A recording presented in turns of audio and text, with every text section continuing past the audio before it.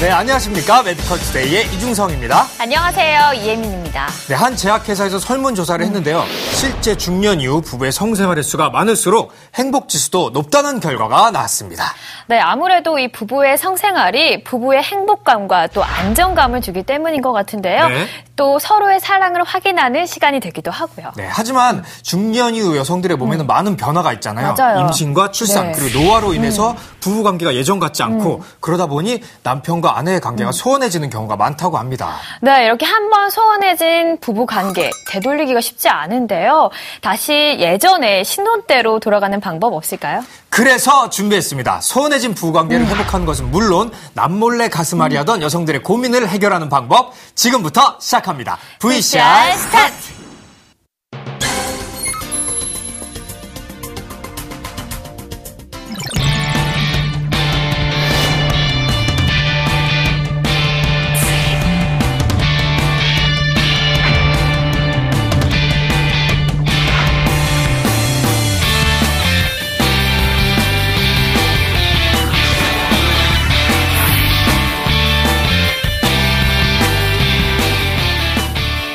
네, 메디컬투데이 오늘의 주치 부부 생활에 활력을 불어넣는 법을 알려주실 분입니다. 산부인과 전문의 염윤석 원장님 나오셨습니다. 안녕하세요. 안녕하세요.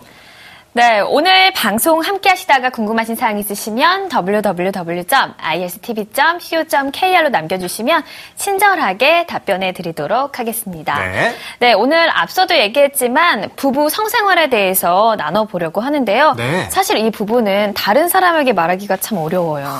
제가 알기로는 많은 분들과 얘기를 하고는 계세요. 옆집 그런가요? 아줌마 뭐 이런 분들과만 얘기를 할 뿐 정작 당사자인 남편과 부부 관계는 그 오랜 세월을 함께 했음에도 불구하고 이 부분에 대해서 얘기를 하기를 많이 꺼려하시는 것 같아요. 네, 맞아요. 저는 아직 미혼이지만 제 주변에 결혼한 친구들 얘기를 들어보면요. 네. 뭐 임신하고 출산한 다음에 이 부부 관계가 예전 같지 못하다 이런 고민을 털어놓더라고요. 네. 원장님, 왜 그런 건가요? 예, 임신과 출산 후에 부부관계가 변하는 이유는 크게 두 가지 측면에서 보고 있습니다. 네. 첫 번째는 정신적인 면 그리고 환경적인 변화에 의한 측면이 있는데요. 아기를 낳기 전에는 부부 둘이서 하는 둘만의 시간이 굉장히 많은 반면에 아기를 낳은 이후에는 대부분 이제 한국 가정에서는 아기를 부부 사이에서 재우죠. 아니면 바로 옆에서 재운다든가 하기 때문에 밤에 부부들이 잠자리를 가질 만한 시간이 많지 않고 또 아기의 신경도 써야 되고 그런 면이 있고요. 두 번째는 이제 신체적인 변화인데요. 여성의 경우는 나이가 들면서 35세를 기점으로 몸 안에서 나오는 여성 호르몬 자체가 감소하게 됩니다. 이 여성 호르몬의 감소로 인해서 성적인 호기심이 줄어들게 되고 만족도가 떨어지게 되는 거죠. 가장 큰 문제는 결국 출산인데요. 아기가 나오는 산도와 아기가 나오는 길과 그 잠자리를 가질 때 여성의 질이 같은 곳이라는 게 가장 큰 문제입니다.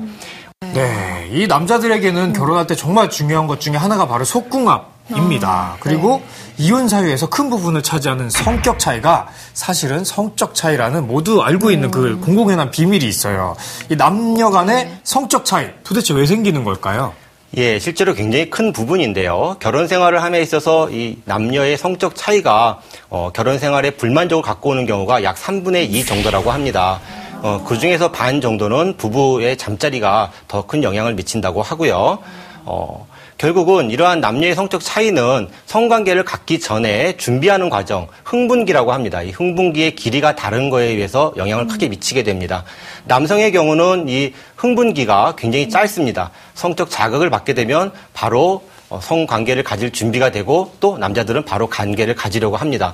반면 여성의 경우는 그 남자에 비해서 흥분기가 굉장히 깁니다. 길기 때문에 충분한 준비를 해주고 충분한 자극을 줘야 남성을 받아들일 수 있는 몸의 상태가 되지만 우리나라의 어떤 생활이 남성 위주의 사회다 보니까 남자들이 그러한 거를 여성에게 주지를 못하고 여성은 그러한 준비가 되지 않은 과정에서 성관계를 갖기 때문에 성적 차이가 나타나게 되는 겁니다. 네. 그런데 보통 여성들이 부부관계에 대해서 얘기를 하면 좀 밝힌다 이렇게 얘기하는 경우가 있거든요. 사회가 아무리 변했다고 하지만 그런 선입견들은 아직도 많은 것 같습니다. 맞아요. 정말 잘못된 선입견인 것 같고요. 또 요즘 특히나 소통의 시대잖아요. 맞아요. 부부관계에 대해서도 얘기를 많이 나누고 나누고 또 부족한 부분은 요구를 해야 더 만족스러운 관계가 되지 않을까 생각이 듭니다. 네, 그러기 위해서는 여자의 몸에 대해서 더 잘 알아야 되는데요. 네. 간단한 것부터 알아보도록 하겠습니다. 원장님, 이 부부 관계를 하기 위한 여자의 몸의 구조 어떻게 되나요? 예, 그림을 보면서 설명을 드리도록 하겠습니다. 네. 왼쪽의 그림은 여성의 이제 외음부의 모습인데요. 음액에서부터 시작한 양쪽 소음순이 소변이 나오는 요도의 입구와 질의 입구를 감싸고 있습니다. 그 밑이 회음부, 그 다음에 항문이 위치하고 있습니다. 우측의 그림은 여성이 서 있는 모습입니다. 이쪽이 배, 이쪽이 여성의 엉덩이 쪽입니다. 아까 말씀드린 소변 보는 입구가 바로 이 부분입니다. 요도를 통해서 방광과 연결이 되어 있고요. 그 뒤에 있는 질의 입구는 질을 통해서 자궁, 아기 집과 연결이 되어 있습니다. 회음부를 거쳐서 항문은 장하고 연결이 되어 있습니다. 우리가 보통 많은 사람들에게 질이 어디냐라고 물어보면 대부분 질의 입구를 가리키게 됩니다. 하지만 정확한 질의 위치는 그 입구에서부터 시작을 해서 아기 집까지 가는 약 10cm 정도의 길이를 갖고 있는 이 통로가 바로 질이라는 것이고, 골반 내에 배뇨 작용을 하는 기관과 여성의 생식기 그리고 배변 활동을 하는 기관이 한꺼번에 들어있기 때문에 이 세 가지의 기관은 뗄래야 뗄 수 없는 큰 연관성을 갖게 되는 겁니다.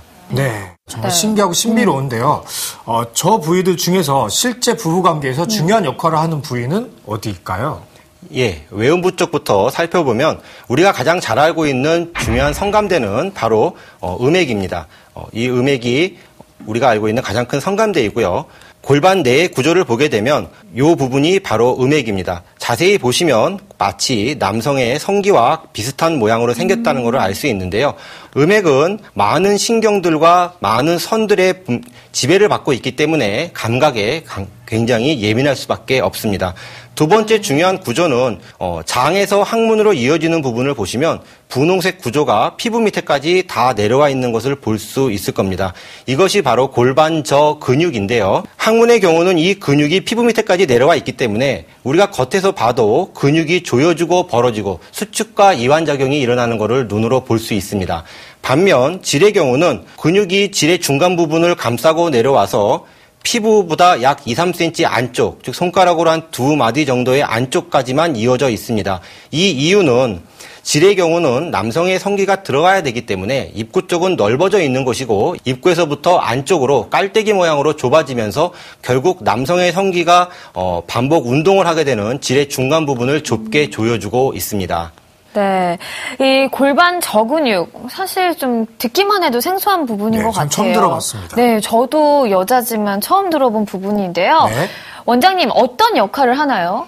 네, 골반저 근육은 요 그림에서 보시면 요도와 질을 왼쪽, 오른쪽에서 감싸고 내려와 중간에서 한번 만나고요. 다시 장을 감싸고 내려가서 꼬리뼈 쪽으로 연결이 되어 있습니다. 이 근육이 시작되는 부분은 옆에서 봤을 때 음액을 지배하고 있는 많은 신경과 선들과 직접적으로 연결이 되어 있습니다. 즉, 겉에서 자극을 통해서는 클리토리스를 위한 성감을 느낄 수 있다고 한다면 안쪽에서는 근육이 자극을 받아야 좋은 느낌을 받을 수 있다는 얘기고요. 이 근육이 하는 일은 소변을 참는 역할, 그리고 질을 감싸고 있으면서 질을 조여주고 반복 운동에 통한 근육의 수축과 이완이 반복적으로 점점 빨라지고 점점 강해지게 되는 것이 여성을 오르가즘에 도달하게 해주는 것이고요. 아래쪽에서는 변을 참고 변을 밀어내는 배변 활동을 하게 됩니다. 네. 흔히들 하시는 말씀이 출산 후에 부부관계를 할 때 예전 같지 않다, 느낌이 다르다, 이런 말씀을 많이 하시는데요. 네. 그렇다면 그게 출산을 통해서 골반 저 근육에 변화가 생기기 때문일까요? 예, 그렇습니다. 질 입구를 아기 낳고 나면 아래쪽 또는 옆쪽으로 절개를 한 이후에 그 부분을 봉합을 해놓게 되는데요. 이것을 회음절개라고 합니다. 네. 질 입구 쪽은 절개를 했건 아니면 찢어졌건 그쪽은 의사들이 다 봉합을 할 수는 있습니다.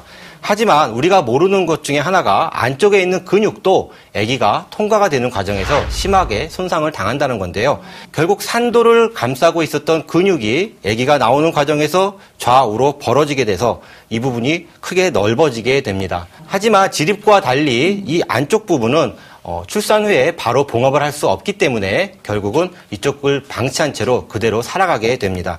옆에서 모습을 보면은 요도와 질이 근육이 잘 받치고 있을 때에는 일자로 달리는 모습을 볼 수 있지만 이 근육이 출산을 하면서 벌어지면서 밑으로 처지게 되면 중간 요도가 꺾이게 되고 질이 넓어지게 되면서 장이 눌리는 문제가 생길 수 있습니다. 네. 이러한 문제에 의해서 결국은 방광과 중간 요도의 처짐 현상으로 인한 요실금 증상이 생기게 되는 거고요. 네. 장이 눌리면서 근육이 변을 밀어내지 못하기 때문에 변비와 같은 배변 장애가 생기게 됩니다.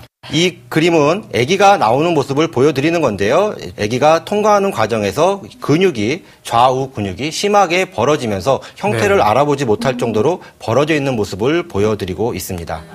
네. 결국 출산 후에 골반 저근육이 늘어나기 때문이라고 볼 수 있는데요. 네. 원장님께서 말씀하셨듯이 뭐 요실금의 변비까지 생긴다고 하니까 좀 불편한 점이 많네요. 네, 그렇습니다. 그리고 저는 원장님 말씀을 듣다가 또 궁금한 게 생겼는데요. 저 부분이 이 남성과 관계를 많이 해도 근육의 변화가 생길 수 있는 건가요?